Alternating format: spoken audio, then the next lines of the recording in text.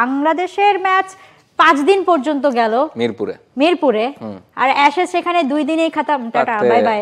এবং সেটা নিয়ে কোনো অসুবিধা নাই, কিন্তু মিরপুরে কিন্তু এটা নিয়ে মন খারাপ হওয়ার বিষয় আছে না যে অ্যাশেজ এত তাড়াতাড়ি শেষ হয়ে গেল, বাট সবাই কিন্তু এনজয় করছে। 2 দিনে ম্যাচ শেষ হয়ে গেছে, তাও সবাই ফুল অন এনজয় করেছে একেবারে।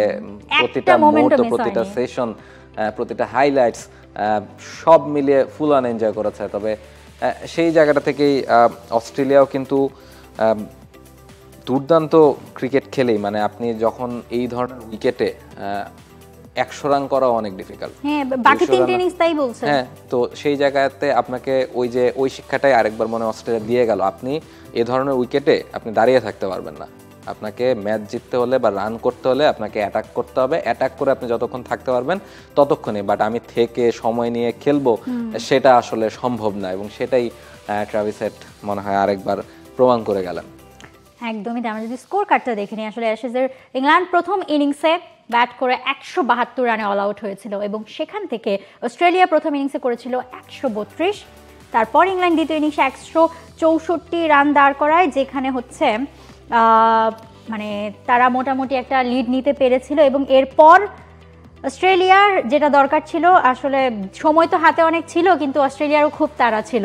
মানে বাকি 3টা দিন যারা আসলে অপেক্ষা করে বসেছিল ম্যাচটা দেখবে, তাদের মানে অস্ট্রেলিয়া ট্রাভিস হেড ক্ষমা চেয়েছেন তাদের কাছে, যে আসলে সরি বলেছেন যে কালকে যারা আসলে আসতেন খেলা দেখতে তাদেরকে আসলে সেই সুযোগটা দেওয়া হলো না। এবং 104 বছরের ইতিহাসে, মানে সেই লাস্ট 1921 সালে খুব সম্ভবত যে 2 দিনের মধ্যে অ্যাশেজ শেষ হয়ে গেছিল, সেটা অস্ট্রেলিয়ায় জিতেছিল। 104 বছর পর আবারও মানে অ্যাশেজ দেখলে এরকম কিছু, মাত্র 2 দিনেই ম্যাচ শেষ। এবং এই ট্রাভিস হেডের এই সেঞ্চুরিটাও মনে রেকর্ড করেছে যে অ্যাশেজের ইতিহাসে 4th ইনিংসে মানে দ্রুততম। এবং সেই জায়গাটা থেকে তিনি আসলে 4th ইনিংসে ওই যেটা আপনি বলছিলেন যে তার মনে তারা ছিল, এবং এই জায়গায় আসলে তারা না দেখালে আপনি রান করতে পারতেন না বা ম্যাচ জিততে পারতেন না। ফলে সেই সাহসটা দেখানোটা খুব ইম্পর্টেন্ট এত বড় ম্যাচগুলোতে। মানে বাস বলকে কি বলবেন, এটা হেড বল খেলে দেখালো। বাস বল ভার্সেস হেড বল, মানে নরমালি ইংল্যান্ডকে আমরা জানি তারা আসলে টেস্টে মানে রীতিটা তো আসলে শুরু করেছেন বাস বলের, এখন ট্রাভিস হেড দেখিয়ে দিল। But Travis head he is tremendous, মানে আপনি যে কোনো ইনিংস দেখেন, মানে এবং শুধু না বিশ্বকাপ থেকে শুরু করে ফরম্যাটগুলো দেখেন, প্রতিটা ফরম্যাটে যখন আপনার দরকার হচ্ছে মানে এইভাবে, এবং মানে নরমালি মানে ওপেনিং এ নেমে তারপর এরকম একটা ম্যাচ, যদিও শেষটা করে আসতে পারেনি, বাট তাতে তার আসলে কিছু যায় আসে নাই। আপনি তো কাজের কাজ করে দিয়েছেন। এবং আমার কাছে মনে হয় যে মানে এই ধরনের ব্যাটারের সামনে বোলারদের জন্য খুব ডিফিকাল্ট, যে যখন একজন ব্যাটার এইভাবে ব্যাটিং করবেন এবং তার মধ্যে কোনো রকম ভয় নাই, তাকে আসলে কোথায় বোলিং করবেন, আপনি কি করবেন না করবেন, ইউ হ্যাভ নো ক্লু। পরে সেই জায়গাটাতেই ইংল্যান্ডকে আমার কাছে মনে হয় ভুগতে হয়েছে। এবং প্রথম ম্যাচটা তারা হেরেছে, তবে Ashes is Ashes, it's not end here. আমার মনে হয় মাত্র একটা ম্যাচ গেল, এখনো অনেক কিছু, অনেকদিন অপেক্ষা করতে হবে সেকেন্ড টেস্টের জন্য। তারপর আবার মানে সেকেন্ড টেস্ট শুরু হবে খুব সম্ভবত 4 তারিখ থেকে ডিসেম্বরের, সেটার জন্য অপেক্ষা করে থাকতে হবে। আপাতত বাকি সময়গুলোতে বাংলাদেশের ম্যাচটা উপভোগ করুন, কালকে রয়েছে একদিন বাকি সেটা।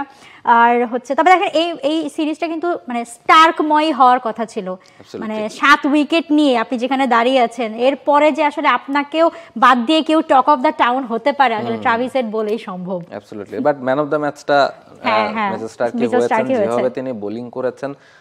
অনেকগুলো ট্রল দেখেছে যে ইংল্যান্ডের ব্যাটারদেরকে তিনি মানে যেভাবে খাবি খাওয়াচ্ছেন, মানে অ্যাশেজের মজাটা এই জায়গায় আসলে মাঠে এবং মাঠের বাইরের ঘটনা, মাঠের বাইরেও কিছু ঘটনা নিশ্চয়ই আপনিও দেখেছেন টক শো গুলোতে কিভাবে কথা হচ্ছে। সো এইটাই আসলে ফান অ্যাশেজের। ফলে এই জায়গাটাতেই মানে আমরা যেই কারণে আসলে সারা বছর বা অপেক্ষা করে থাকি যে অ্যাশেজটা কখন হবে। ফলে মানে শীতকালে শীত কমিয়ে দেয়, সোজা কথা অ্যাশেজ এমন উত্তাপ ছড়ায়। For more updates, subscribe to our YouTube channel and click on the bell icon. Follow us on Facebook and Instagram.